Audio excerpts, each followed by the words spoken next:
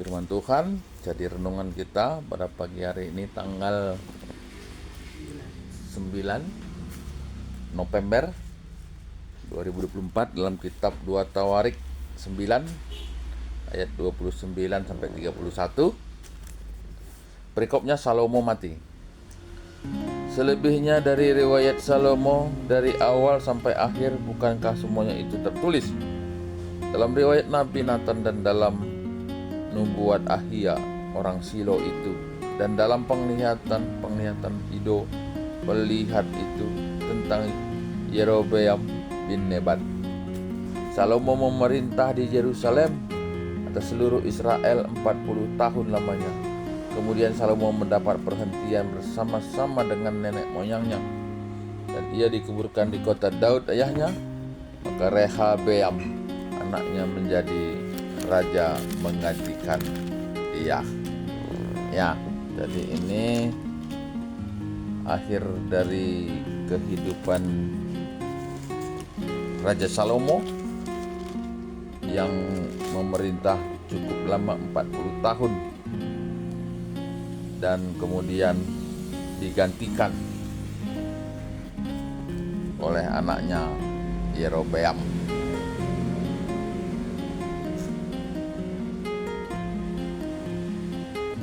Ya, Rehabeam anaknya.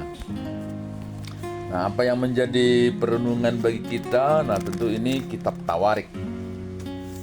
Kitab Tawarik yang berbicara tentang kerohanian, dan dalam perikop ini adalah kematian dari Raja Salomo yang sebelum-sebelumnya dalam kitab 2 Tawarik ini bercerita bagaimana iman spiritual dari Salomo.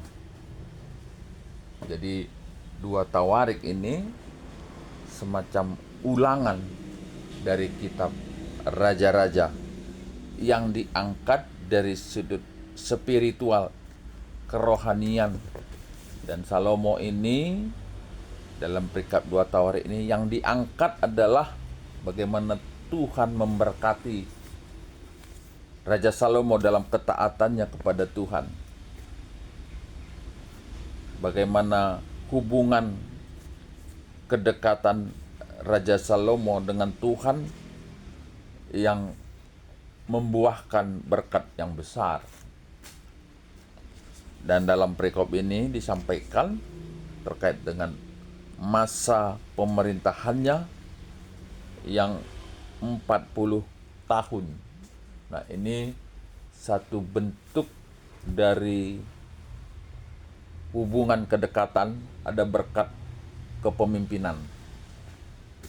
Nah, mungkin orang kan bertanya gitu ya, kan Raja Salomo itu awalnya begitu taat tapi kemudian dia tidak taat.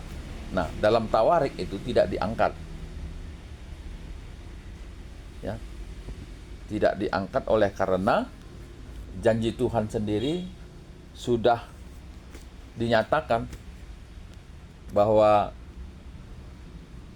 ketidaktaatan yang dilakukan Raja Salomo tidak akan terjadi pada masa pemerintahan Salomo oleh karena Daud. Nah, jadi kembali lagi bagaimana kita melihat cara kerja Tuhan, bahwa seorang orang tua, seorang ayah yang baik itu akan berdampak terhadap kehidupan anak-anaknya. Ya. Ketaatan orang tua akan menyelamatkan anak-anaknya. Jadi pada awal kepemimpinan Salomo, dia selalu bertanya kepada Tuhan, mengandalkan Tuhan, tapi kemudian dalam proses perjalanannya dia membangun kekuatan dari pasukannya dengan harapan untuk menjaga tahta kerajaannya, tapi sebetulnya Tuhan tidak inginkan itu. Tuhan selalu berharap bagaimana Raja Salomo ini berharap hanya kepada Tuhan. Nah, tapi itulah duniawi yang menjadi renungan bagi kita. Seberapa besar pun iman kita, kita harus tetap waspada terhadap tawaran dunia, terhadap pola pikir dunia, terhadap logika manusia.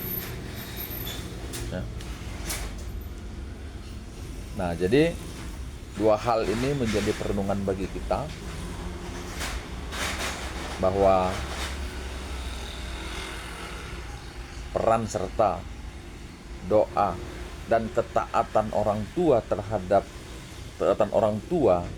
akan berdampak positif terhadap kehidupan anak-anaknya. Dan sebaliknya tentu ketidaktaatan orang tua, mungkin ada hal-hal yang tersembunyi yang mungkin orang tidak tahu, itu akan berdampak terhadap generasinya, akan berdampak. Dan akan kita lihat ya, dalam sejarah raja-raja sudah disampaikan bagaimana ketika Raja Salomo tidak taat, maka keturunannya kemudian, termasuk juga kerajaan, menjadi pecah, dan generasinya menjadi ketidaktaatan, jadi tidak taat. Dan ini menjadi petaka besar bagi bangsa Israel di kemudian. Nah, jadi marilah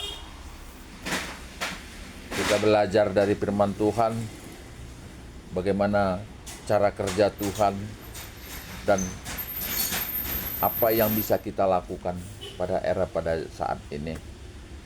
Belajarlah kita dari ketaatan Salomo, tapi juga kita belajar dari ketidaktaatan Raja Salomo terkait dengan dampak yang ditimbulkannya. Berbahagialah orang yang melakukan firman Tuhan dan merenungkannya siang dan malam, karena ia akan hidup seperti pohon yang tumbuh di pinggir sungai, yang berbuah pada musimnya dan daunnya tidak pernah layu, dan apapun yang dikerjakannya akan berhasil. Demikian firman Tuhan. Amin.